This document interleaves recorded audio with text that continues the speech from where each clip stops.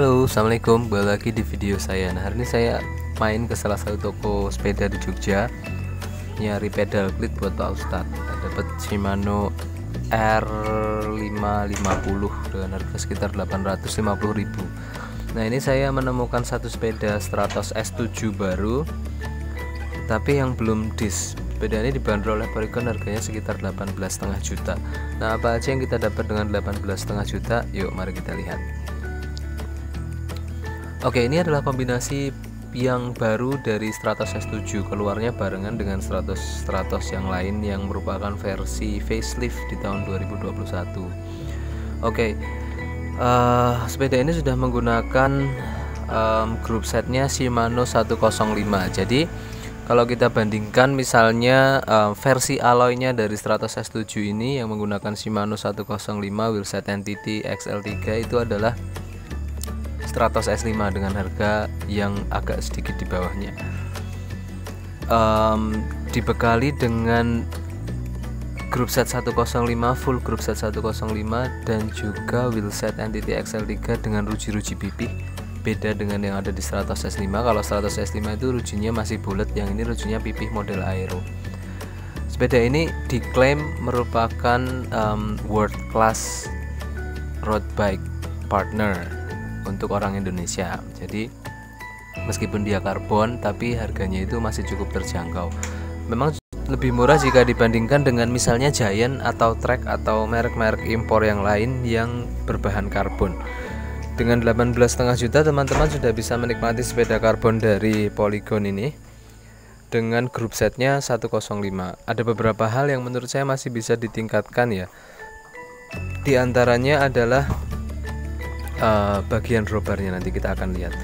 Nah, cranknya menggunakan 105 kombinasi 3450, kemudian FD, RD, dan sprocketnya juga menggunakan 105. Saya sudah coba lihat ini di brosurnya, dia menggunakan kombinasinya 1130, tapi sepertinya sepeda ini sudah di-upgrade karena saya lihat tadi sprocketnya 1132.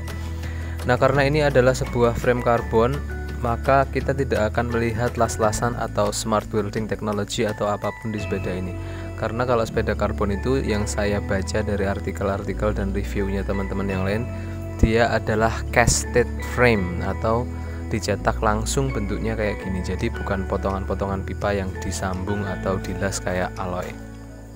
Nah, konsekuensinya karena dia karbon, maka bentuk pipa-pipanya jadi harus lebih besar untuk ngejar kekuatan dari si karbon ini. Karena kalau bentuknya kecil segede alloy misalnya itu belum cukup kuat, apalagi kalau lebih kecil lagi segede pipa besi itu nggak akan kuat.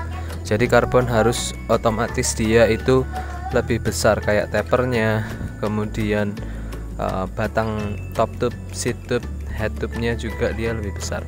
Nah, ini diklaim oleh Polygon dia sudah menggunakan full taper headset. Dia menggunakan Entity XL3 dengan bannya adalah Squall B1. Nah, ini cukup berharga menurut saya. Ban ini bisa dipompa sampai dengan tekanan 115 PSI. Ukuran bannya adalah 700x28. Jadi emang dia agak besar karena emang Stratos sendiri desainnya itu adalah untuk komuter sport bike atau komuter atau training bike. Jadi bukan benar-benar yang desain untuk road bike yang bisa untuk balapan. Tapi meskipun begitu, kita bisa dapati bahwa ternyata sepeda ini sudah terstandar UCI, artinya bisa juga digunakan untuk balap. Nah, saya udah cek coba tadi beberapa bagiannya, dan ternyata finishingnya ya masih cukup bagus, meskipun lebih bagus menurut saya finishing Stratos S7 yang sebelumnya. Headsetnya dia masih menggunakan FSA ya. Ini dipertahankan dari versi yang sebelumnya, yang sudah tidak saya dapati lagi di Stratos S2 atau Stratos S3 yang baru, karena dia ditutup di atasnya itu sudah nggak ada lagi tulisan atau emblem FSA. Di situ cuma polos ada dan ada lambangnya Polygon, mungkin sudah pakai produkannya Polygon sendiri. Lalu bagian drawbarnya dia menggunakan drawbar lengkung ala-ala Aero Entity Sport. Kemudian sadelnya dia menggunakan flux teknologi juga dari Entity. Di sana ada tulisannya flux tapi ketutup plastik nih, jadi nggak bisa dilihat teman-teman. Oke, ya.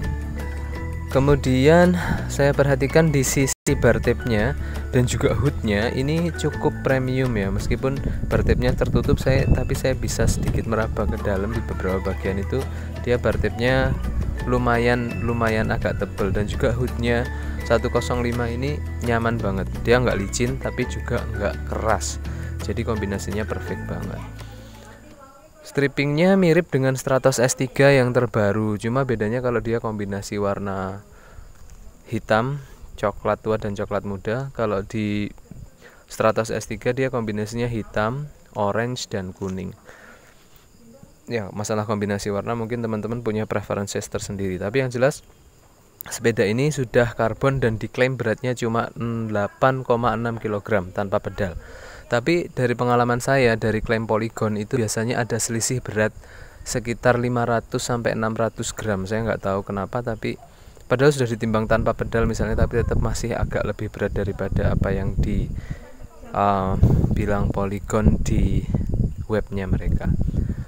Drifternya kanan kiri menggunakan 105, U-brake juga 105, dengan kabel setnya itu menggunakan jack wire. Ini masih belum tipe disc, jadi menggunakan NTT XL3 yang non disc, masih menggunakan sistem U-brake atau rim brake. Ruji-rujinya pipih keren, ini model-model ruji-ruji aero. Oke. Nah, buat teman-teman yang mungkin menginginkan mencoba sepeda karbon, saya rasa sih Stratos S7 dengan harga 18,5 juta bisa menjadi salah satu opsi yang menarik. Misalnya sebelum ganti ke produk-produk impor.